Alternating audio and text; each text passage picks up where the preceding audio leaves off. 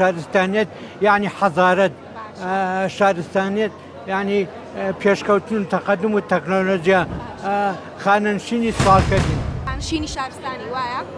وەڵی خانەنشین شارستانی نییە شارستانیت یعنی حەزارەت شارستانیت یعنی پێشکەوتن و تەقەدم و تەکنۆلۆژیا خانەنشینی سوالکردین.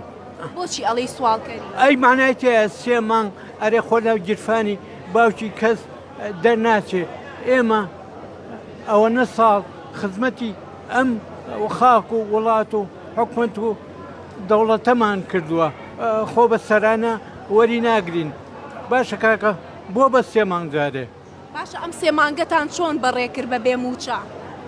چۆنمان بەڕێکردووە ئاعتیادیە شتێکی تەبیعیە مناقەشەی ناوێ ئەبێ قەرزکەی ئەم لاولا ئەی بۆچی وتم خانشینی سوالکردین خانشین شارستانی نین ئەگەر خانشین شارستانی بوونە ئەوایە بۆمان پاتەیە بۆ ماڵەوە تێگەی لەبەرەوە کەس و کار و براو ئەوەی تۆزی وەزای لێمە باشتر بێ یارمەتی یاوین و ئەوەی دوکان و ئانەش بێ کاکە سجلێکیە بیکەرەوە و لاپەڕەکەی خۆمان و بۆمان داخڵکە ئەگەر وا بێ موچەکەی تۆ بەس بەشیەوەکە قەرزەکانتی پێبیتەوە ئەم مانگە هەرەوەی وەکو ئەوانە دلیتەکەین و سەر لە نوێ هیچ تازە داخڵەکەینەوە